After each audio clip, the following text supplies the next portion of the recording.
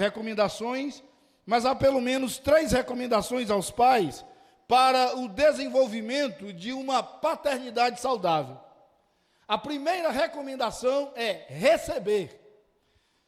Há um texto muito conhecido dos irmãos, eu sei, que está lá no Salmo 127, o versículo é o versículo de número 3, que diz assim: herança do Senhor são os filhos, o fruto do ventre, o seu galardão.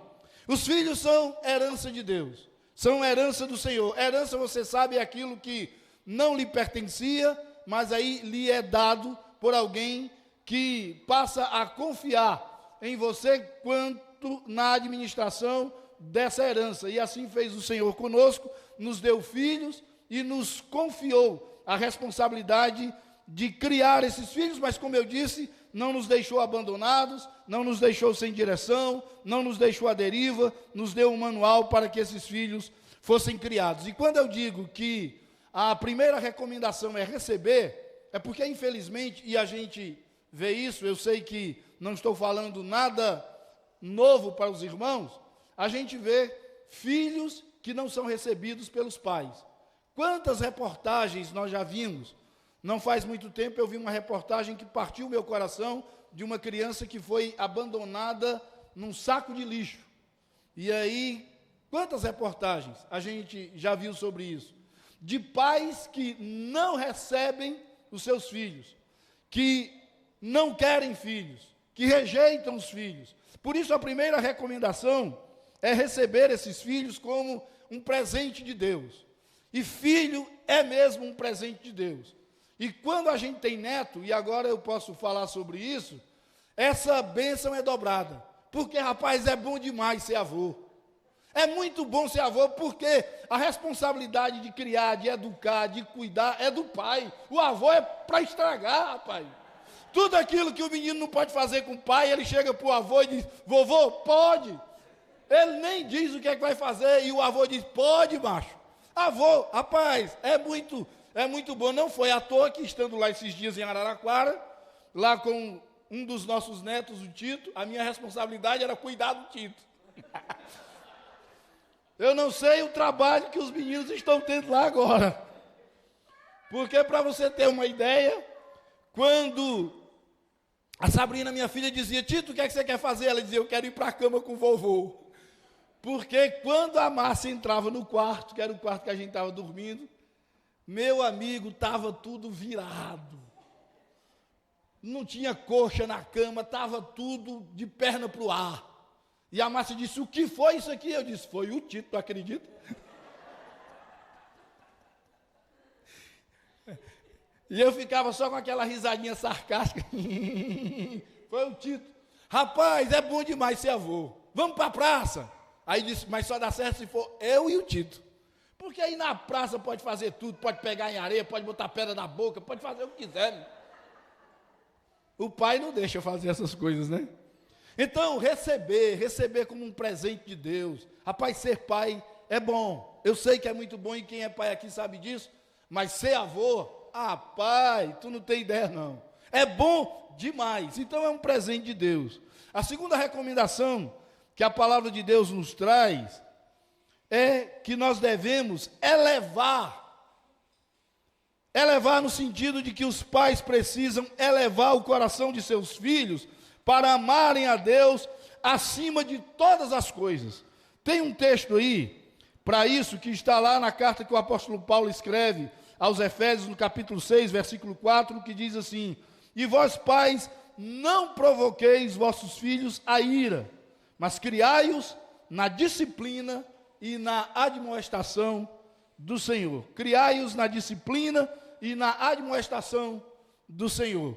Rapaz, uma das coisas mais lindas que eu presenciei ali na casa da Sabrina e do Abner, o nosso genro, nas refeições, sempre, em todas as refeições, eles fazem um culto doméstico, um culto relâmpago doméstico, onde tem oração, leitura da Bíblia e algum cântico. E sempre que o Abner dizia assim: quem vai orar? Aí o Tito dizia: eu vou orar. 3 anos de idade. Aí ele ficava assim com aquela cara de seriedade Rapaz, e a oração, o menino orava melhor do que eu, rapaz. A oração dele, pai, eu te agradeço pelo nosso café da manhã. Eu te agradeço, e aí o Abner dizia, pela noite também, Tito, que nós tivemos. Ele disse, espera aí, pai, pelo café da manhã. Então, ele tinha uma ordem litúrgica na adoração. Rapaz, que coisa maravilhosa. E eu fiquei encantado com aquilo. É essa recomendação dos pais de não provocarem a ira dos filhos, mas criá-los na disciplina e na admoestação do Senhor. A terceira recomendação que a palavra do Senhor nos traz, enquanto pais, é liberar. Isso tem a ver com os pais, no sentido de que eles precisam liberar os seus filhos para se tornarem pessoas responsáveis. E essa é uma tarefa que às vezes não é muito fácil. A gente às vezes pensa que a gente está criando filhos para nós mesmos. Mas nós estamos criando filhos, alguém já disse isso, nós estamos criando filhos para o mundo. Para o mundo não no sentido de pecaminosidade, não no sentido de mundo caído, mas para o mundo no sentido de que vai chegar um dia em que nós vamos ter que liberar esses filhos, abrir mão desses filhos, porque eles vão precisar construir a história deles, eles vão precisar exercitar a caminhada deles. E nós precisamos, como pais, nós precisamos liberar os filhos para que eles se tornem adultos responsáveis. Gênesis, capítulo 2, que é um texto muitíssimo conhecido, capítulo 2, versículo 24, diz assim, por isso, deixa o homem pai e mãe, e se une à sua mulher, tornando-se os dois uma só carne. E eu quero enfatizar aqui muito rapidamente essa expressão, deixar pai e mãe, que tem a ver com essa liberalidade, de deixar, de liberar, de soltar os filhos, para que eles construam a sua história. Mas para que isso aconteça, os filhos precisam ter uma partida saudável da casa dos pais. Eles precisam sair bem da casa dos pais. E para que essa partida seja saudável, os pais precisam ter pelo menos 3 atitudes em relação aos seus filhos. Em primeiro lugar, abençoar os filhos. Abençoar os filhos. Os filhos saírem de casa com a bênção dos pais.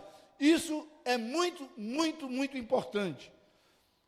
A segunda atitude que, como pais, nós precisamos ter para que esses filhos tenham essa partida saudável é criar um ambiente favorável para que eles tenham uma independência saudável. Independência financeira. Eu louvo muito a Deus, porque eu não preciso das minhas filhas, graças a Deus, o Senhor tem nos sustentado, mas louvo muito mais porque elas não precisam de mim. Louvo muito mais a Deus por isso. Então, independência financeira. E aí você construir um ambiente em que você possa conversar com os filhos no sentido de que eles não sejam aqueles que gastam demais, aqueles que gastam mais do que têm, mas que eles possam viver de acordo com aquilo que eles têm e ensiná-los isso, educação financeira para os filhos, porque eles precisam entender que não irão ter a bênção dos pais pagando suas continhas, não. Meu filho quer comer seu McDonald's, é problema seu. Se bem que eu não como mais porque eu estou com raiva de americano. Então, você quer comer seu cuscuz com bode? Pague o cuscuz, né? Então, muitas vezes a gente saindo ali com os meninos em Araraquara, aí na hora, nós íamos para alguns restaurantes, na hora de pagar as contas, aí eu coçava os bolsos assim, só de H, né? E tal, pegava na chave, e tal, dizia, ei rapaz, me dá uma vontade de ir no banheiro ali agora, onde é o banheiro? E tal, aí o meu genro disse, não, pode deixar que a gente paga. Eu disse, oxi, pois não, patrão. Eu não vou tirar esse privilégio seu, não. Mas, rapaz, isso é um privilégio. Então, faça isso. É importante isso, para que os filhos aprendam a ter essa independência financeira. Em segundo lugar, independência emocional. Isso tem a ver com essa independência saudável.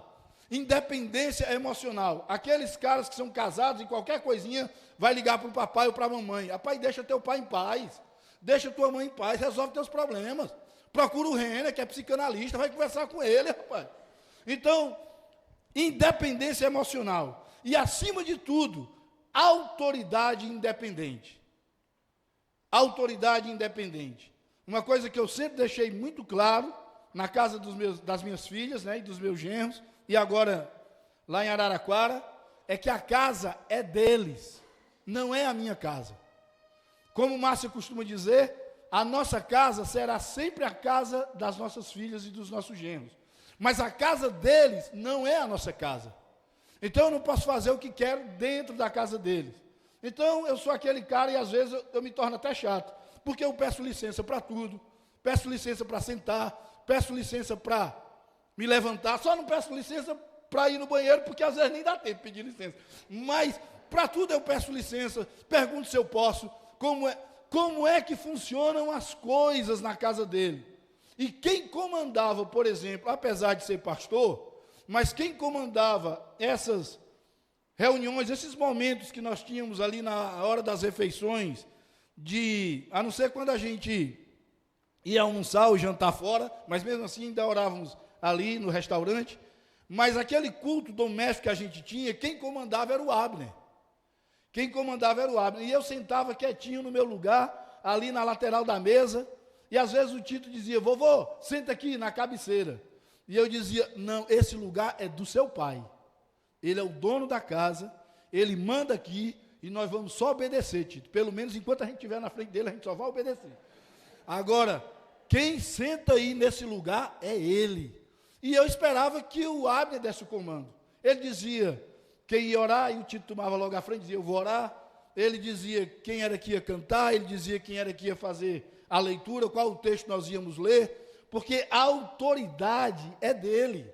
E muitas vezes eu queria fazer alguma coisa lá, com o Tito, lá na casa deles, que a Márcia disse assim, ei, mas isso aí, o pai dele não quer. Eu disse, então pronto, não vamos fazer. Aqui, a gente vai lá fora. Mas aqui nós não vamos fazer. Porque dentro da casa dele, a autoridade é dele, rapaz. Agora na rua, eu sou o rei da rua, meu filho. Na rua a autoridade é minha. Mas, irmãos, isso é muito importante. Eles precisam ter, os nossos filhos precisam ter essa autoridade independente. Eles precisam exercer a autoridade dentro da casa deles. E aí, eles precisam, os pais, nós os pais precisamos, e esse é o terceiro ponto, isso é muito importante, nós precisamos nos tornar bons exemplos para os nossos filhos. Pais, bons exemplos para os nossos filhos. E como eu já vou terminar, porque o tempo aí eu sei que corre da programação que a gente tem, deixa eu dizer uma coisa para você, você pode esquecer tudo que eu disse até agora, mas não esqueça o que eu vou falar agora não. Os filhos não serão o que você diz que eles devem ser. Não serão o que você diz que eles devem ser. Os filhos serão o que você é. Eles estarão sempre copiando o modelo que eles têm. E o modelo que eles têm é dos pais. Então, nós somos referência, nós somos modelo para os nossos filhos. Então, os filhos serão sempre o que nós somos. E nós precisamos parar e pensar com muita seriedade nisso. Que legado nós estamos deixando para as futuras gerações? Para os nossos filhos e para os nossos netos. Rapaz, que legado nós estamos deixando? O que é que você está deixando? Que exemplo o seu filho está tendo para que ele se torne um adulto responsável, para que ele cresça de forma saudável em todas as dimensões da sua vida? Que exemplo você está dando para o seu filho?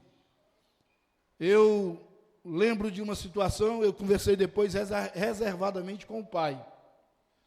Quando eu estava na casa desse pai e alguém procurou por ele, ligou para ele, alguma coisa assim, e uma pessoa disse que havia essa ligação, E ele disse, e o filho pequeno estava presente, e ele disse assim, não, diga que eu não estou em casa não, diga que eu saí. Aí quando depois o menino já tinha saído da nossa presença, conversando com eles, foi lá em Teresina, eu disse, você percebeu o que você está ensinando para o seu filho? Você está ensinando o seu filho a imitar Satanás. Que é isso, pastor? O bicho era crente. Ele, que é isso, pastor? Tá, a Bíblia diz que o pai da mentira é o diabo. E você acabou de ensinar o seu filho a mentir. Porque ele aprendeu com você que quando ele quiser se livrar de uma situação embaraçosa, ele pode mentir. E quando ele está mentindo, ele está se tornando, naquele momento, permita-me aqui a expressão, filho do diabo. É a única ocasião em que a Bíblia atribui paternidade ao diabo, é no que diz respeito à mentira, quando diz que o diabo é o pai da mentira. E se o diabo é o pai da mentira, aqueles que amam e praticam a mentira são filhos do diabo. E você está ensinando o seu filho, nesse momento você acabou de ensinar, acabou de fazer isso, ensinar o seu filho a imitar Satanás, a ser filho do diabo. Então não reclame quando ele chegar com uma mentira dentro de casa, quando ele mais tarde, já na fase aí da juventude, aprontar e mentir para você, porque foi isso que você ensinou para o seu filho. E ele disse, pastor, eu não me dei conta do quanto isso é sério. Eu disse, pois é muito sério. Então nós pais precisamos vigiar muito com relação às nossas atitudes, o que nós fazemos, porque através das nossas atitudes nós estamos ensinando os nossos filhos e também até os nossos netos. Criança tem muita dificuldade de atender, de obedecer palavras. Você diz, não faça isso. É a mesma coisa de dizer assim, faça. Porque quando diz não faça, ele diz, rapaz, tem um negócio aí que deve ser muito bom. Mas as crianças imitam exemplos, imitam atitudes. Então, isso é muito, muito, muito importante. Não esqueçam disso. Parem e pensem, vocês que são pais, nós que somos pais, e eu já pai e avô, paremos e pensemos nessas recomendações que a palavra de Deus nos traz sobre essa tarefa que não é fácil, mas nós temos uma ajuda muito grande, advinda aí da palavra de Deus e do nosso Pai maior, que é o Senhor, quanto à criação dos nossos filhos. E que a nossa casa seja, hoje e sempre, para o louvor e para a glória do nosso Deus, que é tudo em todos. Amém? Deus nos abençoe. Irmã, deu certo aí o tempo? Pronto. Amém.